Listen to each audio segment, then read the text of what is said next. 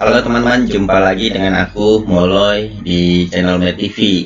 Di video ini aku mau bahas soal yang ada di depan kita nih, soal seperti ini. Bagaimana kita mencari nilai X dari segitiganya, segitiga sembarang ya, seperti ini. Di sini aku mau jelasin pakai dua cara. Jadi nanti kalian lihat kedua-duanya, terus menurut kalian cara mana yang lebih mudah ya. Oke, langsung saja aku jelasin cara yang pertama dulu ya. Ini aku tulis di sini cara pertama. Cara pertama, kalau kita lihat nih, ini aku kasih nama dulu deh. Ini A, ini B, ini C, ini D. Kalau kita lihat segitiga ABC, ini segitiga sama kaki ya. Aku keluarin ke sini nih ya. Ini segitiga ABC. Kalau kita lihat segitiga ABC sama kaki, kenapa? Karena panjangnya sama, ini 7, ini 7. Dan ini 2. Kalau segitiga sama kaki, maka kalau kita tarik garis tegak lurus ke bawah nih, garis tegak lurus terhadap alasnya, ini pasti ngebagi sisinya jadi 2 sama besar. Ya, berarti kalau panjang BC 2, berarti ini jadi 2 tinggal bagi 2, berarti ini 1, ini 1 ya. Kemudian nih kita kasih simbol aja di sini, titik di sini, huruf E ya. Maka panjang AE kita bisa cari panjang AE dengan menggunakan Pitagoras tentunya ya. Dalam segitiga rumus Pitagoras nih, ini segitiga nih. Kalau ada segitiga seperti ini sebagai A, B, C, maka berlaku hubungan A kuadrat ditambah B kuadrat sama dengan C kuadrat. Jadi kalau kita tahu ini 1, ini 7, ini kita bisa cari nih.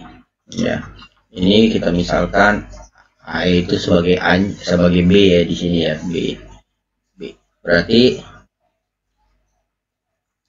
AE kita bisa cari dengan A kuadrat tambah B kuadrat sama dengan C kuadrat. A-nya itu 1 ya, ini sebagai A, sebagai B, sebagai C. A kuadrat A-nya 1 kuadrat plus B-nya ini sebagai AE ya, AE sama dengan C kuadrat. C-nya itu yang AC, yaitu 7 kuadrat. Ini jadi 1 plus B kuadrat sama dengan 49. Berarti B kuadratnya sama dengan 49 dikurang 1. B kuadratnya sama dengan 48. Berarti B-nya sama dengan akar dari 48. Seperti ini. Setelah B-nya ketemu, maka kita bisa melihat segitiganya yang A, terus ini E ya, E. Nah, ini kita panjangin seperti ini. Ini D ya, kita lihat segitiganya yang ini nih,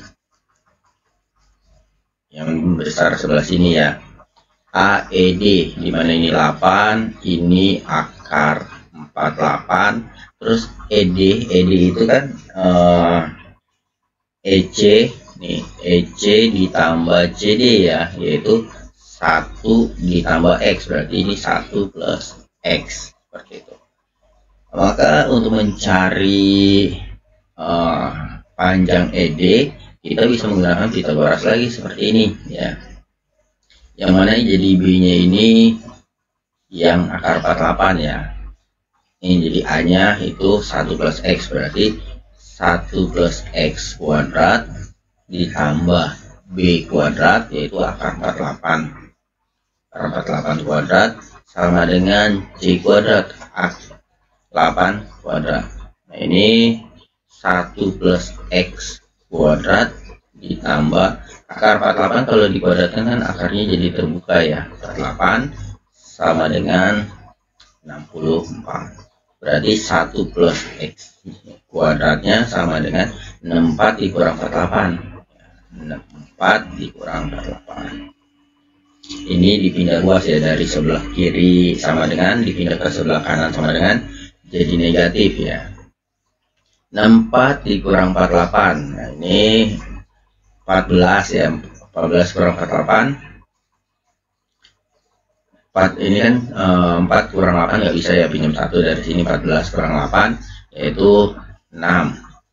Terus ini sudah dipinjam 1 jadi 5 kurang 4 1, 16 ya. 1 plus X kuadrat sama dengan 16, berarti 1 plus X nya sama dengan akar dari 16. Ini sebenarnya kalau kuadrat dipindah ke sini jadi plus minus akar 16 ya, tapi kita ambil yang positif. Kenapa? Karena panjang itu tidak mungkin negatif. 1 plus X sama dengan akar 16 ini 4, berarti X nya sama dengan 4 dikurang 1 yaitu 3. Oke, nah ini cara yang pertama. Sekarang kita lihat cara yang kedua ya. Nanti kamu bandingin mana yang lebih mudah ya, cara yang pertama atau cara yang kedua. Ini aku hapus. Cara yang kedua. Cara yang kedua kita menggunakan dalil Stewart. Ya, kita menggunakan dalil Stewart. Dimana dalil Stewart ini rumusnya seperti ini. Kalau ada segitiga seperti ini, segitiganya sembarang aja ya, terus ada garis seperti ini.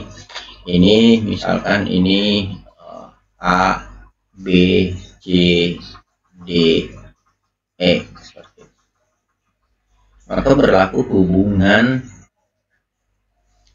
C kuadrat panjang ini sama dengan C kuadrat dikali ini ya, dikali panjang ini, dikali B tambah D ya, seperti itu, sama dengan A kuadrat kali D kali silang begini, kali ini kalinya ke sini, sini kalinya sini ya, plus E kuadrat kali B dikurang B dikali D lalu dikali panjang seluruhnya ini B tambah D. Nah, jadi bisa menggunakan rumus ini. Coba kita terapkan di sini ya. C kuadrat berarti yang ini, yaitu 7 kuadrat dikali B tambah D. Artinya 2 tambah X ya. 2 tambah X sama dengan A kuadrat, yaitu 7 kuadrat dikali sama D. D itu yang sebelah sini, kali X tambah E kuadrat 8 kuadrat yang sebelah sini kali 2 dikurang B kali D, 2 kali X berarti 2 kali X kali 2 tambah X ya, 2 tambah X. Kita tinggal hitung 7 kuadrat ini kan 49, 2 tambah X sama dengan 49 X tambah 64 kali 2 ya, 128.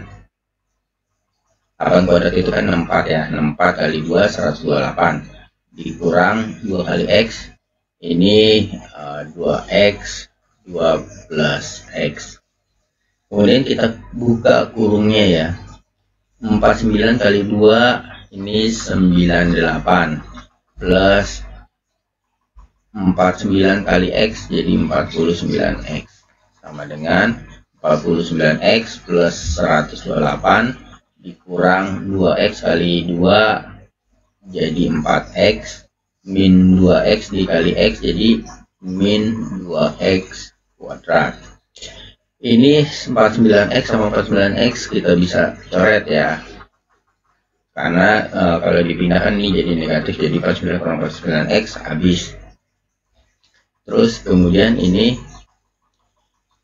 98 sisa 128 dikurang 4X dikurang 2X kuadrat.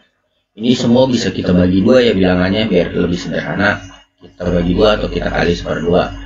Ini jadi 49, ini jadi 64 min 2X bagi 2 ini jadi 1 ya, negatif 1X kuadrat seperti ini.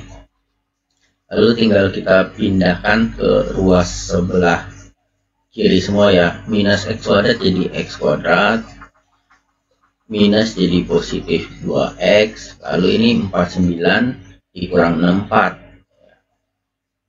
ini kan plus 49 dikurang 64 sama dengan 0, berarti ini jadi x kuadrat min. Kita lanjut ke sebelah sini aja ya, ke sebelah sini, x kuadrat min 2x, 49 dikurang 64 jadi negatif ya, ini plus ya, negatif 49 dikurang 64 jadi negatif 5 ya, negatif 5. Ini kan kita tinggal hitung 64 dikurang 49, tapi hasilnya negatif ya, 64 dikurang 49, ini pinjam 1 jadi 14, 14 dikurang 9 5, ini jadi 6, pinjam 1 sudah dipinjam 1 jadi 5, 5 kurang 4 1, 15 ya, negatif 15 sama dengan 0. Nah, sudah sampai di sini kita tinggal faktorkan. Bagaimana cara memfaktorkan bentuk kuadrat? Ya, caranya mudah ya. Jadi kamu tinggal memikirkan angka titik-titik dikali titik-titik, hasilnya itu angka yang di depan x kuadrat ini kalau tidak dituliskan berarti 1 ya, dikali min 15. Jadi hasilnya harus negatif 15. Dapat dari mana? Dapat dari depan x kuadrat kali yang tidak ada variabel x-nya. Lalu kalau dijumlah, ini hasilnya yang di depan x yang tidak ada kuadratnya, di depan x2. Nah, angkanya harus sama, yaitu ini maksudnya harus sama, atas dan bawah harus sama ya, bukan ini dan ini harus sama. Ini 5 dan 3 nih ya, negatif 5 dan 3. Kalau dikalikan hasilnya negatif 15. Tapi kalau dijumlah hasilnya harus positif 2. Nah, berarti yang negatif itu, yang negatifnya yang 3-nya ya. Ini 5, yang 3-nya yang negatif. Jadi kan kalau dijumlah positif 2. Berarti ini pemfaktorannya.